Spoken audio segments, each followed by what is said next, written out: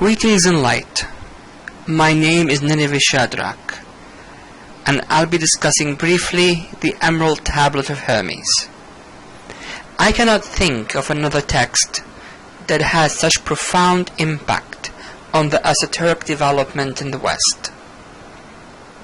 Most esoteric works often appeal to a small circle of scholars, whether it be alchemists, astrologers, or magicians. This one, however, managed to influence a pretty wide range of people. Just as it's widely referenced, it's also widely misunderstood. Part of the problem stems from the confusion over the term astral. Astral, in modern vernacular, refers to this alternate world of imagination and images. You enter this astral plane using the power of the mind and imagination, or by leaving your body in an out-of-body experience. If you ever watched Battlestar Galactica, it's like what the Cylons do when they are projecting. This is all fine and good, but when you're looking at something much older, it is important to understand what the ancients meant by things.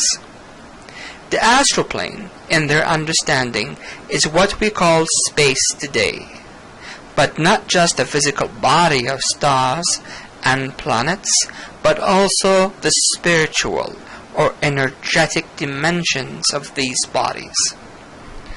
From this perspective, the Emerald Tablet of Hermes is about the connection between this celestial world and our current physical reality, especially the four elements: fire, air, water, and earth.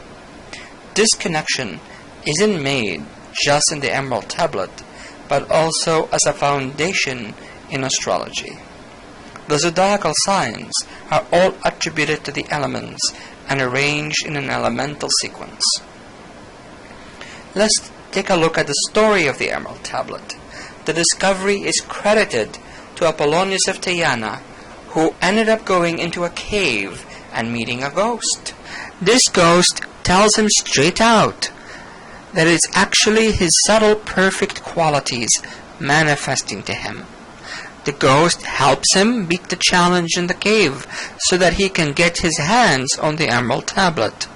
This reference to the ghost is important because that means the mystery of the tablet has to do with the spiritual perfection of one's elements.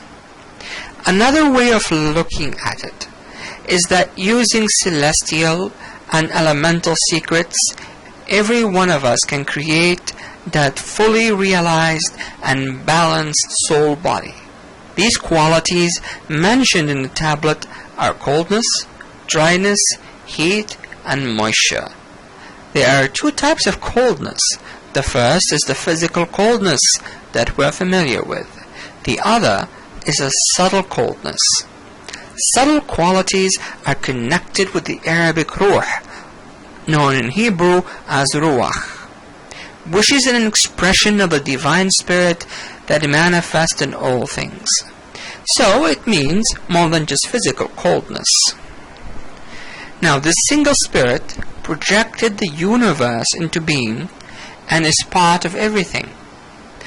This is what the Emerald Tablet was talking about when it said, "And all things sprang from this essence through single projection. How marvelous is its work! It's the principal part of the world and its custodian." Now, the author of the Emerald Tablet isn't merely interested in theology or philosophy. He gives us the key to his practical applications. We have a reference that what is above, the stars, is from the below, planetary life, and the below, planetary life, is from the above, stars. This may sound a bit New Agey, but it isn't. According to scientists, carbon, nitrogen, oxygen, all these atoms in our bodies, as well as atoms of all other heavy elements, were created in previous generation of stars over 4.5 billion years ago. In other words, all life on Earth is literally made of star stuff. This isn't just a material thing, but also a spiritual thing.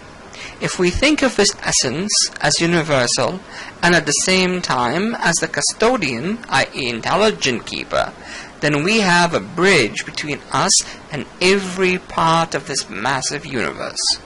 This bridge allows one to influence another in subtle ways. Again, we go back to astrology and we see this idea made practical there. The Emerald Tablet talks about this essence's father being the sun. The sun effectively is a star. And it also makes a reference to its mother being the moon, i.e. planetary bodies that reflect the light of the stars. In astrology, the movement of both the sun and the moon is divided by houses, 12 signs for the sun and 28 mansions for the moon, which determines what kind of subtle energies are affecting us at any given time. We also look at other planetary bodies and analyze how their celestial dance is creating a harmonic or spiritual pattern that also affects us. The Emerald Tablet makes a reference to talismans in one of its verses because there's a clear connection between creating and consecrating talismans and the movements of the planets and the rays of the stars. You can see this verse right here. Abu Talsamat wa Khazin al-Ajaib, the father of talismans and the keeper of miracles. The ancients often would put the talismans under various constellations to capture the rays. They would also create them at specific planetary hours, solar periods, and harmonious lunar mansions.